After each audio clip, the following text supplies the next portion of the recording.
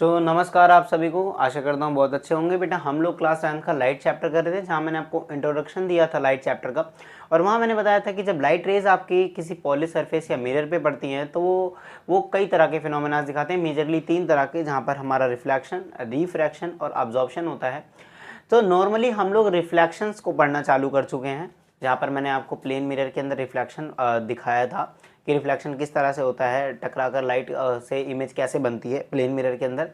अब हम बेसिकली बात करेंगे रिफ्लेक्शन को स्फेरिकल मिरर्स के अंदर। अगर आपने पिछला कुछ नहीं देखा सो आप वहाँ से जाके पार्ट 1 देख सकते हैं।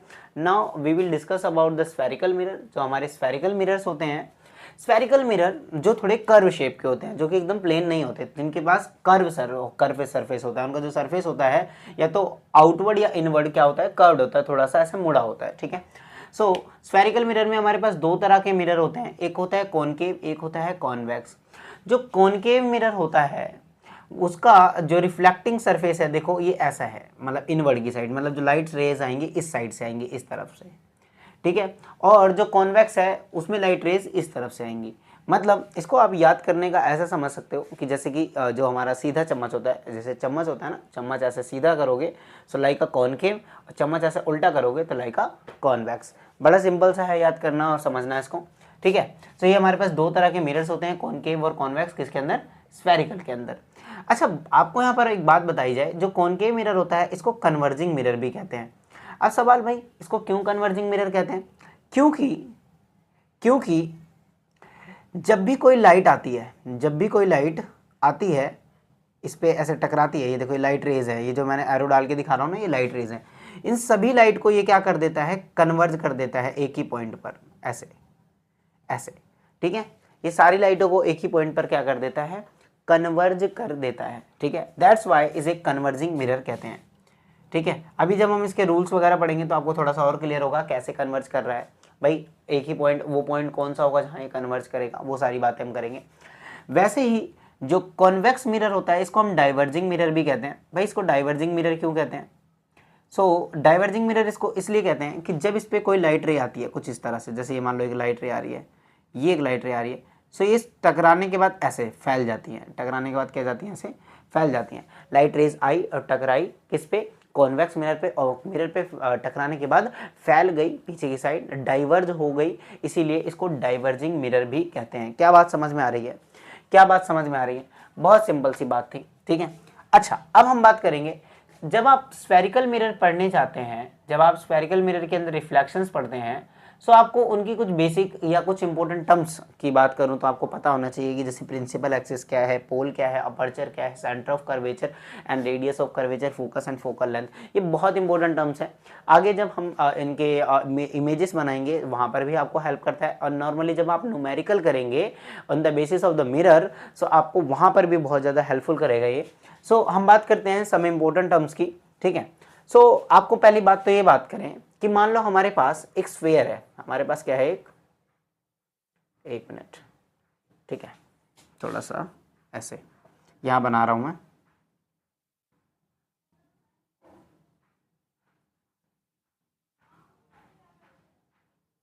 ये क्या है हमारा बेटा, एक स्फीयर है, आपको सबको दिख रहा है। स्फीयर क्या होता है, मैंने मान लो हमारे पास एक कांच का गोला है, क्या है, बॉल टाइप में एक गोला है कांच का मेरे भाई। ठीक है। अब ये जो गोला है कांच का, इसमें से अगर ध्यान दें, अगर आप ये जो हिस्सा है, ये देखिए ऐसे, ये वाला हिस्सा मैंने क्या कर दिया, ये हिस्सा कट कर लिया। ये जो मैंने थोड़ा डार्क करा हुआ है ना बेटे, ये वाला हिस्सा क्या कर दिया, इसमें से कट कर दिया, ऐसे करके कट कर दिया। जब मैं इस हिस्से को काट देता हूं और इसके पीछे क्या कर देता हूं, ऐसे गत्ता लगा देता हूं, या पॉलिश पॉलिश कह रहा हूं, सॉरी, पेंट कर देता हूं। ये कैसा बन जा रहा है, ध्यान से देखो, ये कैसा बन जा रहा है बेटे, ये बन जा रहा है कॉनकेव मिरर जैसा। कैसा बन जा रहा है, कॉनकेव मिरर जैसा। या फिर बेटे अगर मैं इसको इधर से काट दूं और इसके अंदर पॉलिश कर दूं, polish, I am sorry, bar bar polish निकल रहा है, अंदर से पेंट कर दूं, तो ये कैसा बन जाएगा, कॉन्वेक्स मिरर बन जाएगा। क्या आप समझ पा रहे हैं? क्या आप समझ पा रहे हैं? अरे यार बहुत सिंपल तो है। जैसे अगर ये कोई, अगर आपका ये देखो, ये हमारा क्या है, ये हमारा एक स्फीयर है, एक कांच का गोला है। इसमें से बेटा अगर हम इतना हिस्सा काट दें, यानी बाकी हिस्सा क्या कर दिया हमने, हटा दिया, इतना हिस्सा काटा। अब ये जो हिस्सा काटा है हमने, ये रहा, ये जो हिस्सा काटा इसके पीछे हमने क्या कर दिया, गत्ता लगा दिया, ये पेंट कर दिया। तो ये देखो ये मिरर की तरह नहीं बन गया। कौन सा मिरर बन गया भाई, कॉनकेव बन गया। बात समझ में आ रही है? अच्छा, यानी आपको एक बात समझ आती है कि कॉनकेव मिरर और जो कॉन्वेक्स मिरर होता है, जो कॉनकेव मिरर और जो कॉन्वेक्स मिरर होता है वो किसी स्फीयर के पार्ट का ही होता है। जब आप किसी स्फेरिकल बॉल को, स्फेरिकल जो शेप का अगर हमारा कांच का बॉल है उसको अगर हम कट करते हैं तो कॉनकेव और कॉन्वेक्स मिरर उसमें से निकाले जा सकते हैं। ये बात आपको कहीं ना कहीं समझ में आ रही है। अब जैसे कि ध्यान दो, ये क्या है, इस स्फीयर का सेंटर। अब देखो थोड़ा सा गोला थोड़ा टेढ़ा हो गया है मेरा, है ना, ये बहुत दिक्कत होती है। ठीक है, थोड़ा डायग्राम में अगर ऐसे दिक्कत होगी ना तो आर्टिस्ट तो हूँ नहीं मैं। थोड़ा, एक मिनट, अब बैठ रहा है, पहले से थोड़ा बेटर है ना। इसका सेंटर थोड़ा सा, ये रहा सेंटर। ठीक है, नाउ नाउ नाउ अब देखो ये इस स्फीयर का सेंटर है, ये स्फीयर का क्या है, सेंटर है। और ये इस मिरर का, ये जो यहां से यहां तक मिरर है, इस मिरर के लिए भी ये क्या है, सेंटर है। ठीक है, बहुत बढ़िया, चलो बहुत बढ़िया, समझ आ रहा है। चलो ऐसे ये ठीक है, ये जो है, ये जो पॉइंट है इसको हम सेंटर दिखा रहे हैं ऐसे सी से। ठीक है, चलो अब हम बात करते हैं एक एक करके, एक एक टर्म की। सबसे पहले हम बात करेंगे प्रिंसिपल एक्सिस क्या होती है। तो the line joining the pole and the centre of curvature, वो लाइन जो सेंटर को और पोल को जोड़ती है, जो वो लाइन जो सेंटर और पोल को जोड़ती है उसको हम प्रिंसिपल एक्सिस कहते हैं। यानी कि ये जो बीच वाली लाइन है ना, ये देखो, ये जो सेंटर से होके पास होके जा रही है एकदम सीधी, मिरर को भी ऐसे दो हिस्से में बांट रही है, बराबर बराबर ऐसे सेंटर से होके जा रही है, ये वाली जो लाइन होती है इसको हम बोलते हैं, इस लाइन को हम क्या बोलते हैं, प्रिंसिपल एक्सिस बोलते हैं। क्या बोलते हैं, प्रिंसिपल एक्सिस। भाई ये प्रिंसिपल एक्सिस बनाने से क्या होता है यार, अगर आप जब भी रे डायग्राम बनाएंगे, क्या करेंगे, रे डायग्राम बनाएंगे। अभी हम लोग क्या कर रहे हैं, स्फेरिकल मिरर पढ़ रहे हैं। स्फेरिकल मिरर में हम लोग रिफ्लेक्शंस पढ़ेंगे। क्या पढ़ेंगे, रिफ्लेक्शन। रिफ्लेक्शन कैसे भाई, कि स्फेरिकल प्लेन मिरर में तो आपने देखा था, प्लेन मिरर में तो आपने, अगर आप पिछली वीडियो देखी होगी मेरी, तो प्लेन मिरर को जिस तरह से था, जब आप वहां पर कोई ऑब्जेक्ट रखते थे तो उसकी इमेज यहाँ पर मिलती थी आपको, है ना।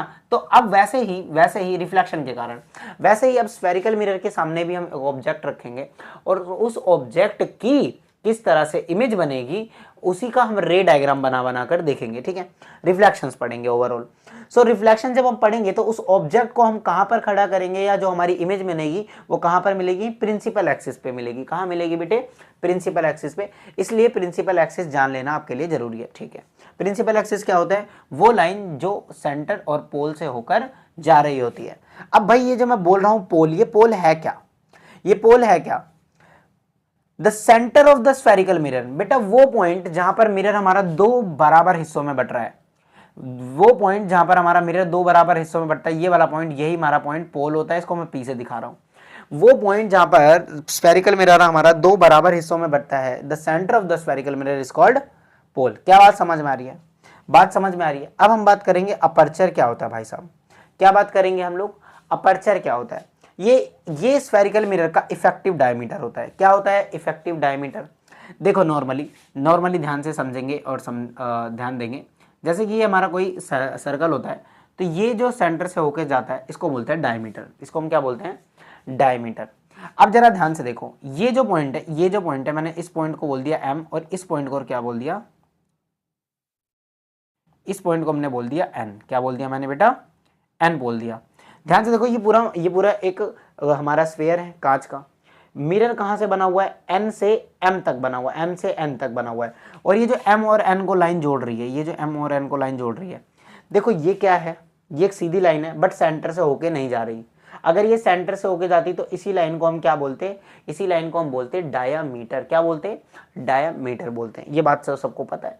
लेकिन क्योंकि ये लाइन सेंटर से थोड़ा स्विच होके थोड़ा सा साइड में जा रही है, ये एक इफेक्टिव डायमीटर है, जिसको हम बेसिकली मैथ की भाषा में कॉर्ड कहते हैं, है ना। जहां से मिरर चालू हो रहा है और जहां पर मिरर जुड़ रहा है, उन दोनों पॉइंट को जो जोड़ रहा है लाइन, उस लाइन को इफेक्टिव डायमीटर बोलते हैं। और इसी को हम बोलते हैं अपर्चर। इसी को हम क्या बोलते हैं, अपर्चर। थोड़ा सा मैं फील कराता हूं आपको, थोड़ा सा मैं फील कराता हूं। क्या फील कराता हूं, अगर बेटा आपका अपर्चर बड़ा है, देखो ये आपका, ये भी एक मिरर है, ये देखो ये भी आपका क्या है, एक मिरर है, और ये भी आपका एक मिरर है।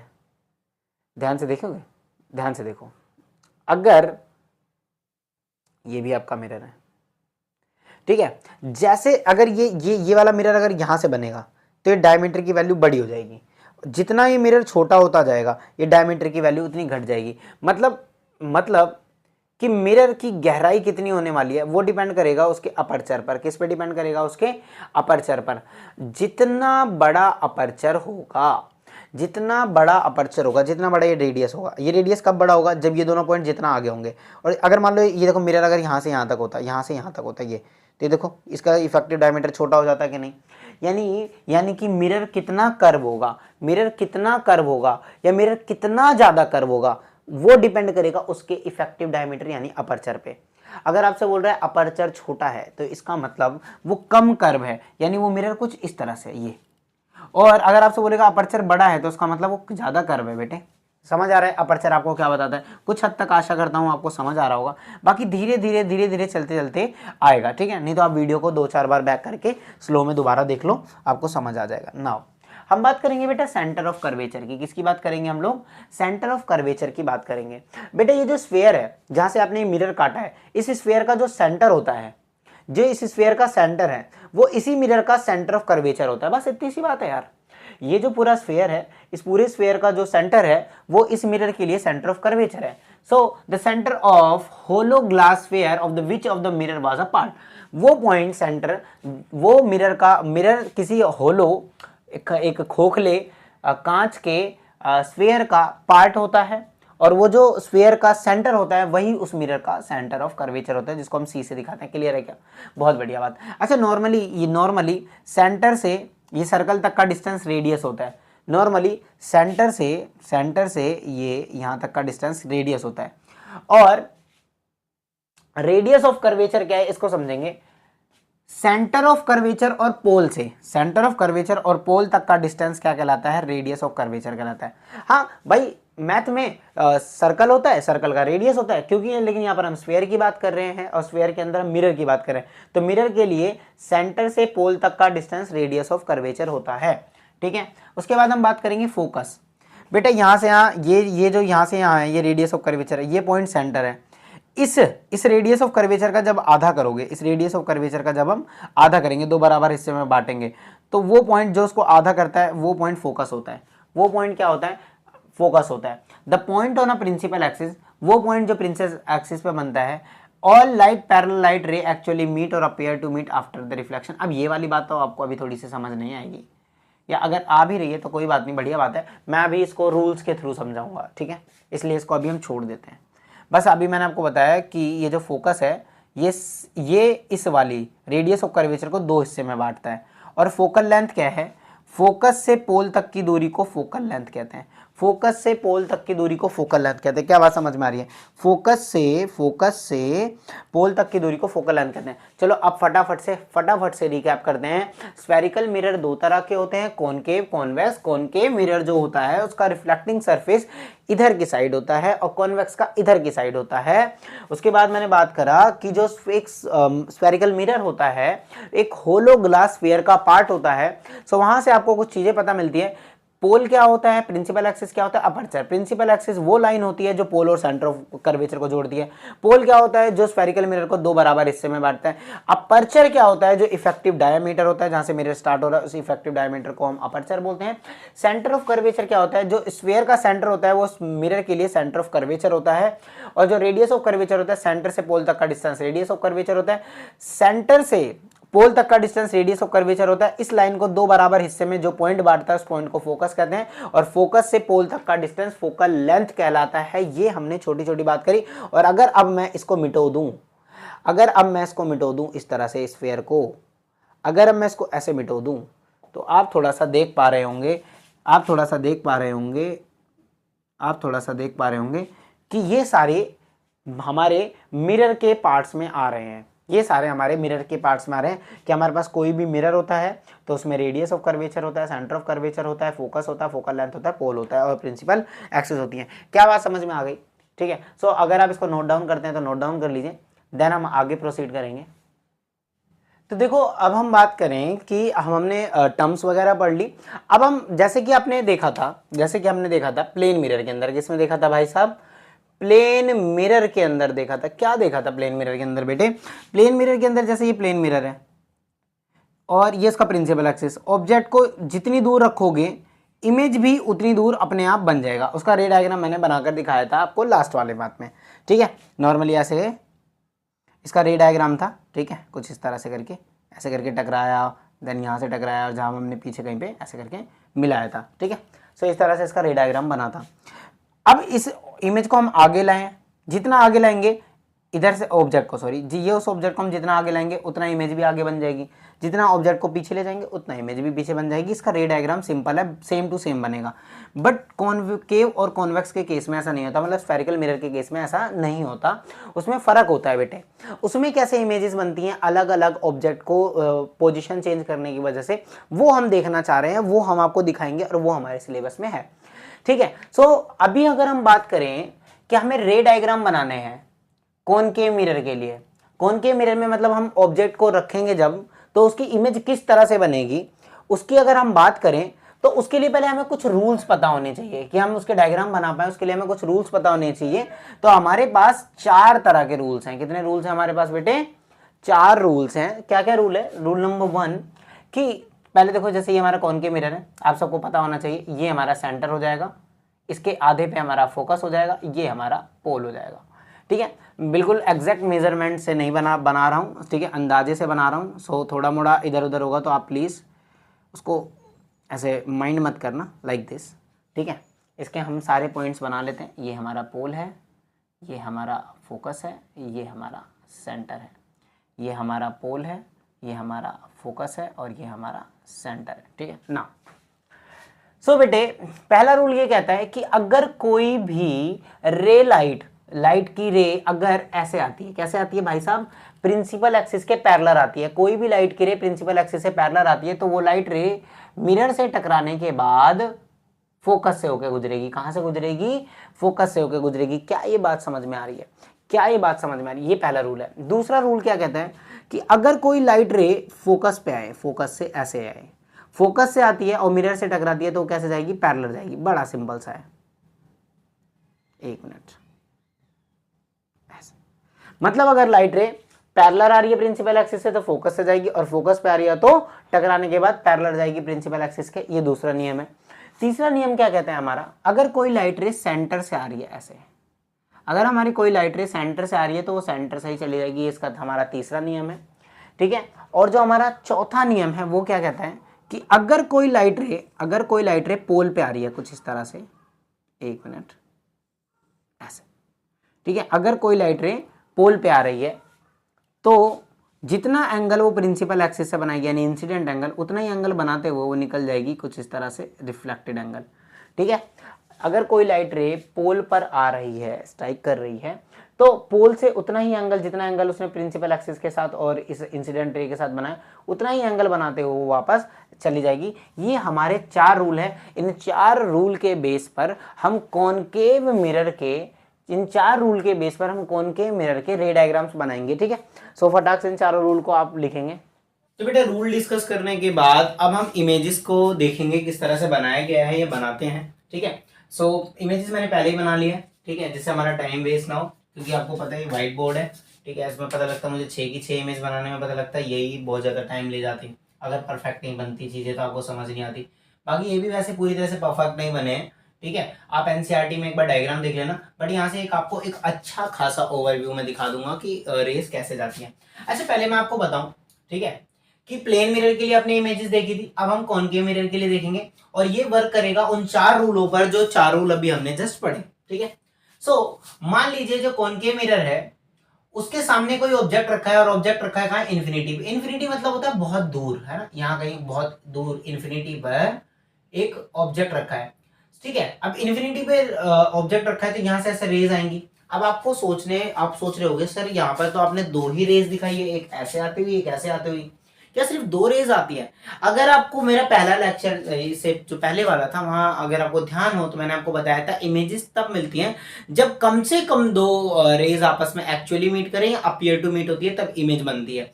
अब नॉर्मली हम लोग जो रे डायग्राम्स बनाते हैं उसमें 2 ही रे को दिखाते हैं, बट इसका मतलब ऐसा नहीं है कि यहाँ से दो ही रे आ रही होंगी, बट यहाँ से बैंड ऑफ रे आ रही होगी। फॉर एग्जाम्पल ये जैसे ऑब्जेक्ट है, यहाँ से कई सारी रेज आ रही होंगी, ऐसे करके बैंड ऑफ रेज आ रही होंगी, बट हम दिखा किसी दो को रहे होते हैं, ठीक है। अब कंफ्यूज नहीं होना, ठीक है। सो एक रे हमने मानी ऐसे इन्फिनिटी से, एक रे ऐसे आ रही है, एक रे ऐसे आ रही है। अब दोनों रेज आ रही है टकराई, आपको पता है ये रेज पैरेलल है। So according to first rule ये रे ऐसे आ रही हैं और कहां पर आएंगी, फोकस पे आकर मिलेंगी। कहां पर मिलेंगी, फोकस पे आकर मिलेंगी। ये रे भी, ये भी। अब ये रे ऐसे सीधा चला जाएगी, ये रे ऐसे सीधा चला जाएगी। अब ध्यान से देखो कहां पर ये रेज मिल रही हैं, ये रेज मिल रही है फोकस पर। कहां पर मिल रही है, ये रेज मिल रही है फोकस पर। तो यहां पर देखो हम इमेज की बात करें तो हमारी जो इमेज बनी है उसकी पोजीशन क्या है, उसकी पोजीशन है जहां पर दो रे एक्चुअली में मीट करती हैं, वहां पर हमारा इमेज बनता है। तो ऑब्जेक्ट इन्फिनिटी पे होगा तब हमारी जो इमेज बनेगी वो फोकस पे बन रही है, देखो एफ पे बन रही है, फोकस पे बन रही है। और इमेज क्योंकि दो रे रियल में मिल रही है इसलिए इमेज बन रही है, इसलिए कैसी इमेज है, रियल इमेज है। और रियल इमेज के साथ साथ कैसी है, इन्वर्टेड है, उल्टी है। क्या बात समझ में आ रही है। और देखो यहाँ पर साइज देखो इमेज का भाई, पॉइंट साइज है। कैसा साइज है, पॉइंट साइज की इमेज है, ठीक है। समझ आ रहा है क्या। अच्छा अब देखो, अब हम धीरे धीरे इस इमेज को आगे लेकर आएंगे। क्या करेंगे भाई साहब, इस इमेज को, इमेज कह रहा हूं, सॉरी ऑब्जेक्ट को। अब इस ऑब्जेक्ट को हम धीरे धीरे आगे लेके आएंगे। इन्फिनिटी पे चेक कर लिया। अब इसको हम सेंटर से पीछे रख के देखेंगे। जब हम इसको सेंटर से पीछे रखेंगे, जरा ध्यान से देखो और समझो। जैसे ये सेंटर है, जब हमने सेंटर से पीछे ऑब्जेक्ट को रखा तो एक रे तो जाएगी ऐसे सीधा, और जाने के बाद ये कहां से टकराएगी भाई साहब, ये भाई साहब टकरा कर आएगी फोकस पे, ठीक है। और एक रे कहां से गुजरेगी, सेंटर से गुजरेगी। अब ये दो रे यहां पर मिल रही हैं, ये दो रे देखो कहां मिल रही है, यहां मिल रही है, ये देखो मिल रही है। तो यहां से हमारा क्या बनेगा, जो जहां पर दो रे मिल रही है वहां पर हमारा क्या बनेगा, इमेज मिलेगा। अब यहाँ पर देखो मैंने ऑब्जेक्ट को दिखाया ए बी से और इमेज को दिखाया ए डैश बी डैश से। क्या समझ में आ रहा है, यानी यहाँ जो अगर मैं इमेज की बात करूं तो इमेज जो है हमारी, उसकी पोजीशन क्या है, उसकी पोजीशन है फोकस और सेंटर ऑफ कर्वेचर के बीच में इमेज मिल रही है। इमेज रियल है क्योंकि रेज एक्चुअली में मीट कर रही हैं। और साइज कैसा है इमेज का, स्मॉल साइज है। क्या बात समझ में आ रही है, बहुत बढ़िया बात समझ में आ रही है, बहुत बढ़िया बात है। अब हम बात करेंगे कि जब हमारा ऑब्जेक्ट सेंटर पे रखा गया, भाई साहब अगर आपका ऑब्जेक्ट सेंटर पे ही रखा गया है, अगर आपका ऑब्जेक्ट सेंटर पे रखा जाता है तब एक रे ऐसे आएगी, फोकस से जाएगी, और एक रे क्या करेगी, ऐसे फोकस से जाके ऐसे। ये दो रे जहां पर मिलेंगी यहाँ पर हमारा क्या बनेगा, ऑब्जेक्ट इमेज बनेगा। क्या बात समझ में आ रही है। एक रे ऐसे गई फोकस से, और एक रे देखो सेंटर से ही जा रही है, क्योंकि आपको मैं को बताऊं। अच्छा यहाँ पर हम दो रे जो बार बार ले रहे हैं, यहाँ पर हम जो दो रे के डायग्राम बना रहे हैं, तो एक रे आपको फोकस से लेनी होती है और एक रे लेनी होती है सेंटर पे, और ये दोनों रे जहां पर मिलती है वहां पर हमारा इमेज बन जाता है। तो एक रे तो हमने ऐसे ले ली, पैरेलल गई फोकस पे, और एक रे हमारे सेंटर से जा रही है। देखो सेंटर पे ऑब्जेक्ट है तो सेंटर से इमेज और रे जा रही है। अब ये दोनों रे कहां पर मिल रही है, इस पॉइंट पर मिल रही है। एक रे ऐसे गई फोकस से, एक रे ऐसे गई यहाँ पर आई, यहाँ दोनों रे मिली, यहाँ पर हमारा क्या बन गया, इमेज बन गया। अब इमेज का पोजीशन क्या है, सेंटर पे इमेज बन रही है। रियल इमेज है क्योंकि भाई साहब वहां पर रेज शो हैं, जो हमारी रेज हैं वो एक्चुअली में मीट कर रही हैं। नाउ नाउ अगर मैं बात करूं तो जो इमेज का साइज है या ऑब्जेक्ट का साइज है वही हमारे इमेज का साइज है, यानी सेम साइज की हमें इमेज मिल रही है जितने साइज का हमारा ऑब्जेक्ट था। तो यानी एक बात समझ में आ रही है, सेंटर पे अगर ऑब्जेक्ट रखोगे तो सेम साइज की इमेज मिलेगी। अच्छा अब देखो, अगर मान लो अब आप आगे और ऑब्जेक्ट को और आगे लेके आओ। अब हम अगर सेंटर और फोकस के बीच में रखते हैं ऑब्जेक्ट को, देखो ए बी को हम अगर सेंटर फोकस के बीच में रखते हैं तो एक रे ऐसे जाएगी सीधी टकरा कर फोकस से, और एक जाएगी सेंटर से। ये दोनों रे यहाँ मिल रही है, ठीक है। यहाँ पर जहां मिल रही है वहां हमारा हमें इमेज मिलेगा। तो जो हमारी इमेज की पोजीशन है वो सी से पीछे बियॉन्ड द सी। और इमेज कैसी मिल रही है, रियल मिल रही है, साथ में इन्वर्टेड है। देखो सी हमारी असली इमेज है क्योंकि रेज एक्चुअली में मीट कर रही है, और उल्टी इमेज बन रही है। इन्वर्टेड का मतलब क्या होता है मेरे बच्चे, इन्वर्टेड मतलब होता है उल्टा। और इन लार्ज बड़ी इमेज मिल रही है। क्या बात समझ में आ रही है भाई साहब, बात समझ में आ रही है।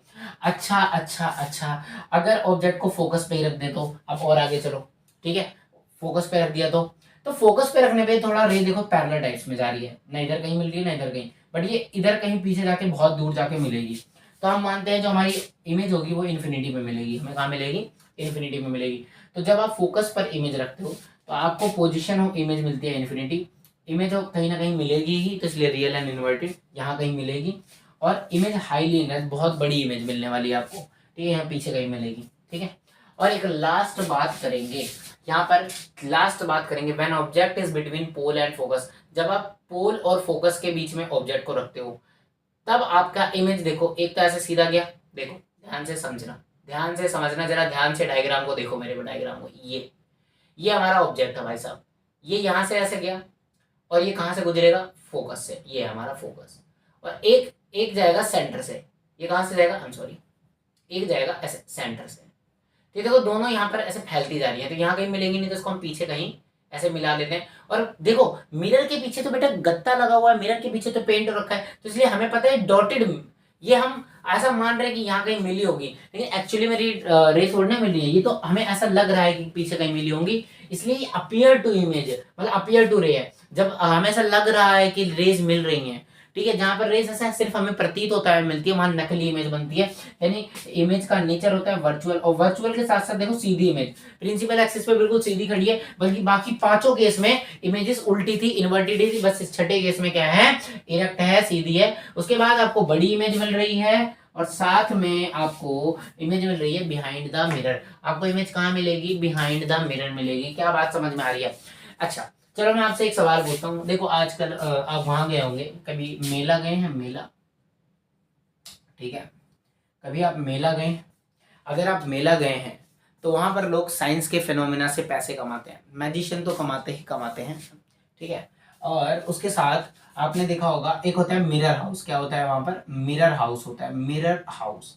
उस मिरर हाउस में आप एंटर करते हैं तो वहां पर ऐसे कॉनकेव मिरर्स लगाए होते हैं, कई तरह के, थोड़े कर्व, कोई ज्यादा कर्व, कोई मोटे पतले। तो उन्हीं मिरर्स में जब आगे पीछे आप चलते हैं तो आप कभी किसी में बड़े दिखते हैं, किसी में छोटे दिखते हैं, ठीक है। और इसी को दिखाकर वो आपसे बोलते हैं लाओ पैसे दे दो मेरे भाई, लाओ पैसे दे दो, यही दिखाने के लिए तो मैं बुलाया था, है ना। तो भाई वो मिरर हाउस में क्या होता है, साइंस फिनोमिना, ऑप्टिक्स का खेल जो है, ठीक है। जैसे अगर आप चम्मच है, जैसे चम्मच है ना, चम्मच को ऐसे पकड़ो, चम्मच आपका कैसे होता है, ऐसे चम्मच होता है, एकदम ऐसे, ठीक है, ऐसे ऐसे होता है, ठीक है, थोड़ा मतलब ऐसा नहीं होता यार, मतलब ऐसे ही होता है ना, ऐसा ऐसे करके चम्मच, लाइक लाइक लाइक दैट, ऐसा चम्मच ऐसा।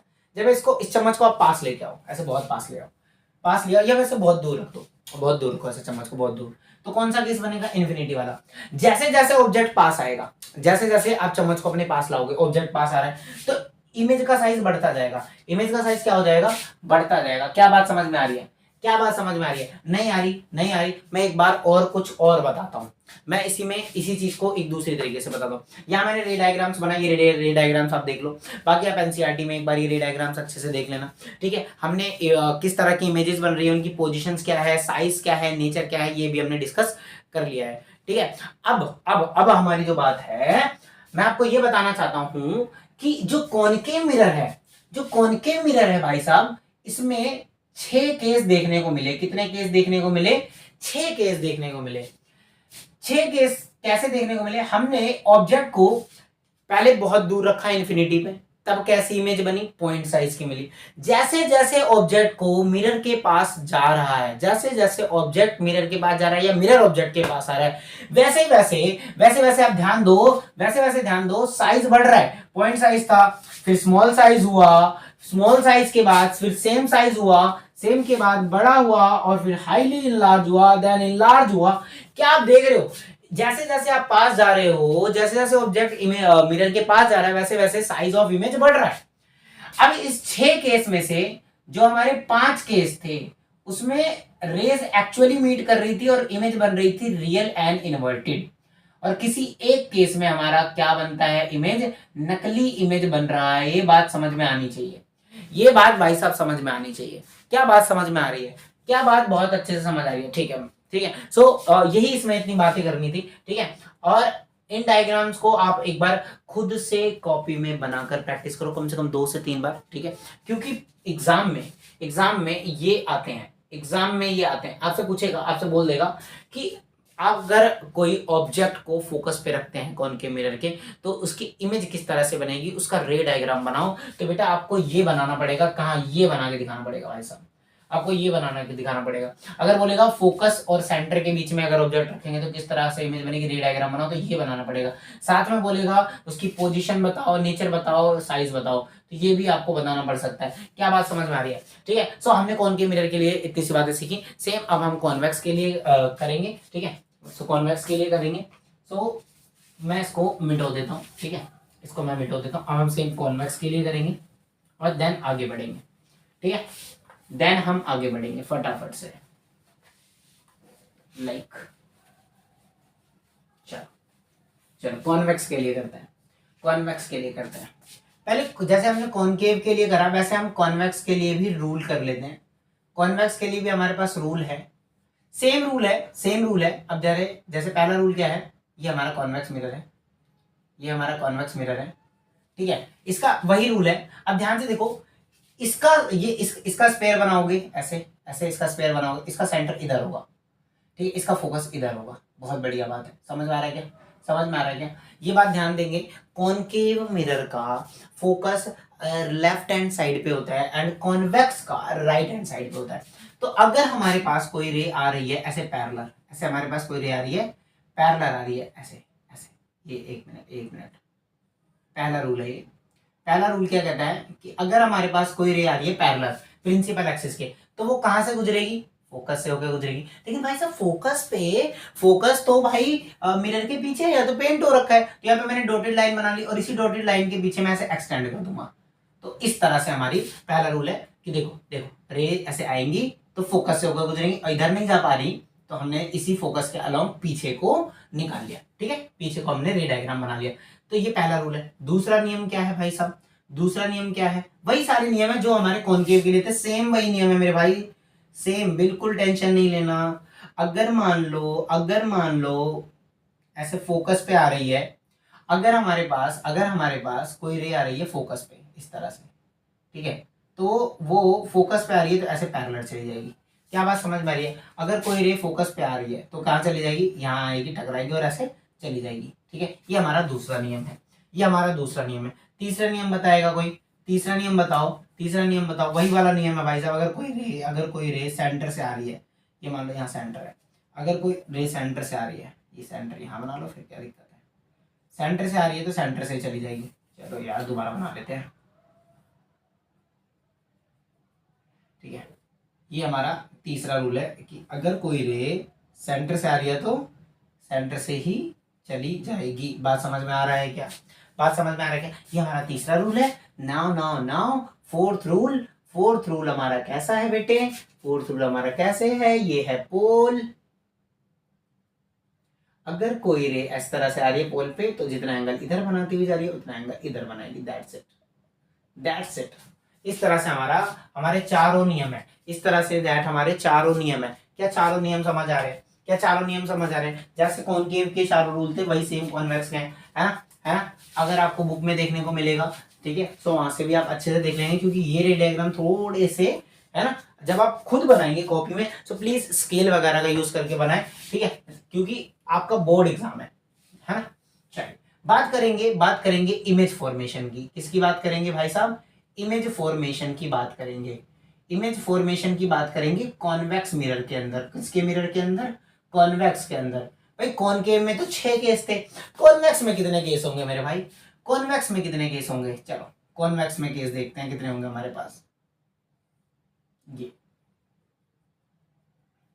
सबसे पहला case, when an object at infinity. जब हमारा ऑब्जेक्ट किस पे होगा? इन्फिनिटी पे होगा, इन्फिनिटी। जब हमारा ऑब्जेक्ट कहाँ होगा? इन्फिनिटी पे होगा, ठीक है बेटे। चलो जब हमारा ऑब्जेक्ट इन्फिनिटी पे होगा तो रेज ऐसी आएंगी पैरेलल भाई, रेज आएंगी ऐसे पैरेलल दिख रही हैं आपको, ठीक है। और अब पैरेलल आएंगी रेज, अगर तो ये कहाँ पर जाएंगे, मिलना चाहती हैं फोकस पर मिलेंगे, ऐसे करके यहाँ सेंटर है हमारा, ठीक है। सो इन रेज के अकॉर्डिंग ये रेज ऐसे ये, तो रियल में तो ये रे मिल ही नहीं रही बेटा, ध्यान दो, रियल में तो ये रे मिल ही नहीं रही, ये यहां कहीं मिल रही है और यहाँ पे डॉटेड है। ध्यान से सुनेंगे समझेंगे, ठीक है। हमने कहा कि जब ऑब्जेक्ट इन्फिनिटी पे होगा, भाई इन्फिनिटी पे ऑब्जेक्ट रखा हुआ है, ठीक है, एक केस यही, जैसे सेम वही केस चलेंगे, एक मिनट स्पेलिंग गलती नहीं होनी चाहिए, इन्फिनिटी। जब वही केस चलेंगे तो हमने पहले जब ऑब्जेक्ट को इन्फिनिटी में रखा तो रेज ऐसे पैरेलल आई। आपको पता है पैरेलल रेज आती है प्रिंसिपल एक्सिस से, तो कहां से होकर जाती है? फोकस से। फोकस के अलोंग हमने रेज डायग्राम बनाए। एक्चुअली में कहीं पे रे मिल नहीं रही, यहाँ पर हमें ऐसा लग रहा है कि पीछे की साइड मिल रही है, ठीक है। सो यहाँ पर हमारी बात करें, यहाँ पर हम बात करें पोजीशन की बात करें तो हमारे पास इमेज कहाँ मिल रही है? एट एफ फोकस पर मिल रही है। इमेज कहाँ मिल रही है बेटा? फोकस पर मिल रही है। दूसरी बात करो भाई साहब, नेचर की बात करो, नेचर की नकली इमेज मिल रही है, क्योंकि यहाँ पर एक्चुअली में रे मिल ही नहीं रही है। इमेज कैसी है, वर्चुअल है, वर्चुअल है तो सीधी भी बनेगी। तीसरी बात करेंगे, ठीक है, वर्चुअल एंड इरेक्ट, है ना। और तीसरी बात करेंगे साइज की, तो साइज कैसा है बेटा, पॉइंट साइज है, सबको दिख रहा है क्या। अरे यार ये तो पिछले बार की तरह हो गया, कॉनकेव में भी पॉइंट साइज की थी जब इन्फिनिटी पे था, कॉन्वेक्स में भी पॉइंट साइज की है। नाउ दूसरा केस देखेंगे। अब दूसरा केस कौन सा बनेगा भाई साहब, दूसरा केस क्या बनेगा, एक मिनट मेरे भाई, एक मिनट ऐसा, ठीक है। चलो बहुत बढ़िया, दूसरा केस क्या करेंगे। अब देखो बेटा, ऑब्जेक्ट के लेफ्ट साइड, ऑब्जेक्ट को तो लेफ्ट साइड में रखोगे ना मिरर के सामने, यहाँ तो यहाँ सेंटर फोकस वगैरह तो कुछ है ही नहीं, ये तो इस साइड है। तो या तो आप इमेज ऑब्जेक्ट को एक बार इन्फिनिटी पे रख सकते हो, या तो मिरर के यहाँ पास में रख सकते हो, इसके अलावा आपके पास कोई ऑप्शन नहीं है। यहाँ पर दो ही केस बनेंगे। क्या कमाल की बात है भाई, कॉन्वेक्स मिरर में दो ही केस बनते हैं। अब होगा क्या, एक रेज आएगी कुछ इस तरह से सीधी, और कहां से होकर गुजरेगी, फोकस से।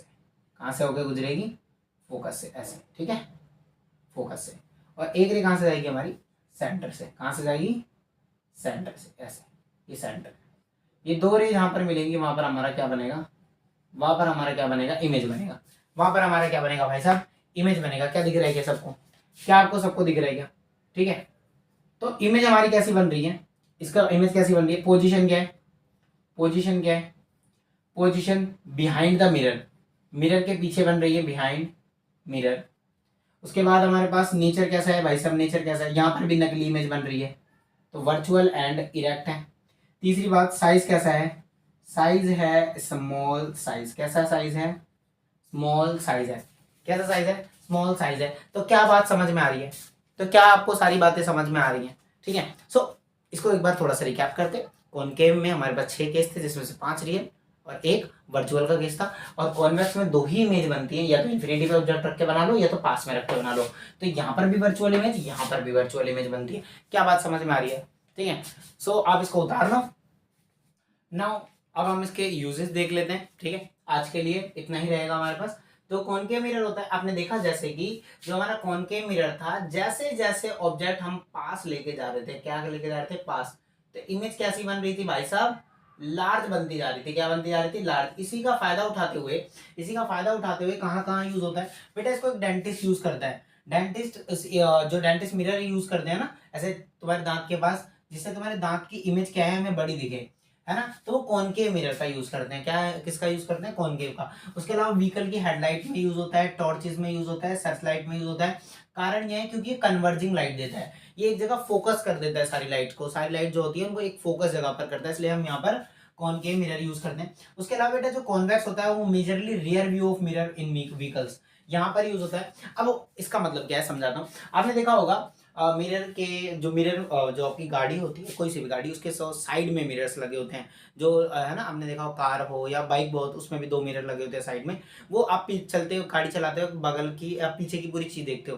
तो आप ध्यान दोगे कभी उस मिरर में, अगर पीछे कोई ट्रक आ रहा है तो पूरा का पूरा इस छोटे से मिरर में, ऐसा कुछ, ऐसे गाड़ी में देखा होगा ना आपने, ऐसा कुछ करके मिरर लगा होता है, इस पूरे में ऐसा पूरा ट्रक दिख रहा होता है भाई साहब आपको, है ना। ट्रक इतना बड़ा है, इतने छोटे मिरर में कैसे दिख रहा है। तो आपने देखा था जो कॉन्वेक्स मिरर होता है, कॉन्वेक्स मिरर हमेशा स्मॉल साइज की इमेजेस बनाता है। क्या बनाता है, स्मॉल साइज की इमेजेस बनाता है। अभी हमने 2 केस देखे, कॉन्वेक्स में 2 ही केस होते हैं। या तो अगर ऑब्जेक्ट कहीं इन्फिनिटी पे है तो उसकी पॉइंट साइज इमेज बनाएगा, और ऑब्जेक्ट अगर कॉन्वेक्स मिरर के पास आ जाएगा तो उसकी छोटी साइज की इमेज बनाएगा। यानी बड़े से बड़े ऑब्जेक्ट को छोटे से छोटे मिरर में आप आराम से देख सकते हो, क्योंकि उसकी इमेज की साइज वो छोटी कर देता है। इसीलिए आप कॉन्वेक्स मिरर में एक बड़ी बड़ी बिल्डिंग्स, बड़े बड़े ट्रक्स वगैरह देख सकते हो। इसलिए इसको रियर व्यू मिरर, है ना, व्हीकल्स के अंदर रियर व्यू देखने के काम आता है, साइड वाले मिरर्स वगैरह में यूज करा जाता है। सो ये हमारे कॉनकेव और कॉन्वेक्स के यूजेस हैं। इसके अलावा आप एनसीईआरटी में इसको एक बार और पढ़ सकते हैं, ठीक है। एनसीईआरटी में इसके यूज एक बार और पढ़ सकते हैं, यही लिखे हुए हैं, बाकी आपका मन है तो आप पढ़ सकते हैं, ठीक है। सो नाउ अभी आज के लिए इतना ही रहेगा। इसमें हमने रे डायग्राम्स कवर करे हैं। नेक्स्ट जो लेक्चर रहेगा वो पूरा का पूरा इस मिरर के न्यूमेरिकल्स पे रहेगा और इसके आगे की चर्चाओं पर रहने वाला है, ठीक है। सो आप पढ़ाई करते रहिए।